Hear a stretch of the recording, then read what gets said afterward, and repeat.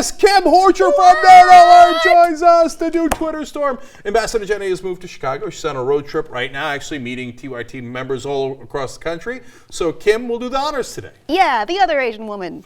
Yeah, it must be done by an Asian woman. It's in the contract. Mm-hmm. Okay. So one day we'll have Elle do it. Yeah, she's the backup. Okay, all right. What do we got today? First one comes from Coolest Geek Ever. That's me, but not me. Who would win in an arm wrestling contest, Jimmy Dore or Ben Mankiewicz? Okay, first of all, I thought you were going to ask me or anyone else. Obviously, the answer is me. Except it's not, because we had an arm wrestling contest Except at TYT. it's Andrew Napier. Yeah, and I came in third. Okay, go watch those old tapes. Those are a ton of fun. My guess as to who would win, Ben. Jimmy, he was a wrestler until he came.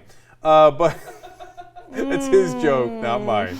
Okay, but I don't think he's a fighter. I think he's a lover. I think Ben would win. All right, next. Next comes from Lukman Hakim B. Sabu, who says, no Movember this year for the peeps at TYT?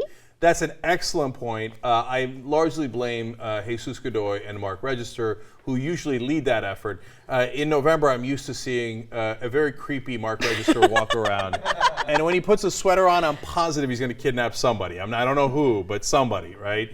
And he looks like he's a 70s porn star. But we haven't seen it this month. So that's on them, and I will bring it up with them. Thank you for reminding us. Yes. Yeah. Next one comes from Eric Lorenzo, who says, speaking of Canadian scandals, will there be a discussion of recent scandals surrounding Stephen Harper and his government?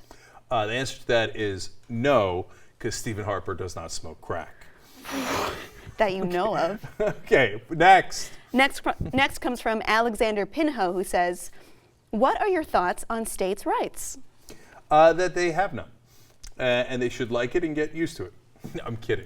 Okay, no, look, states' rights is a matter of balance. I think there's a lot of good reasons to experiment at the state level. That's why our founding fathers, put that into our founding document, and it's a good idea.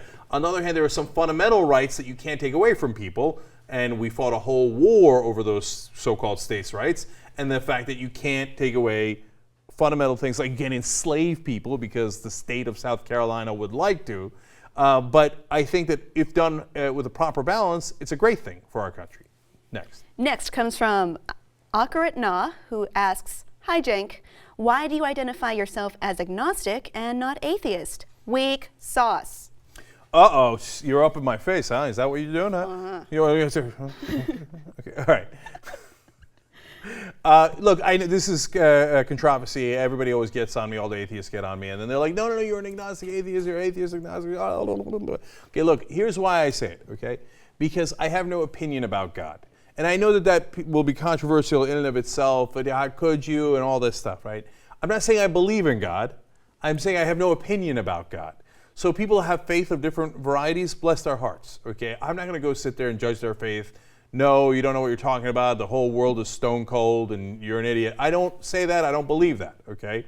On the other hand, the religions are comically wrong, ridiculously wrong. So I don't believe in the religions. So an easy way to refer to that, what a lot of people understand is you say, I'm agnostic because I don't believe in the religions, okay? But on God, I'm agnostic, okay? Now go ahead and get angry about that. Next. Well said. Next comes from Dustin Byington, who says, how do you believe man is basically good when humans have evolved with an instinct to survive at all costs? I love questions like this, part of why I love Twitter Storm. Okay, no, listen, human beings have two sides.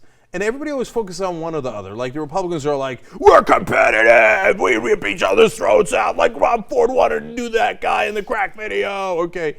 No, yes, we are competitive. That's true. And then the communists are like, oh no, we're cooperative, dude.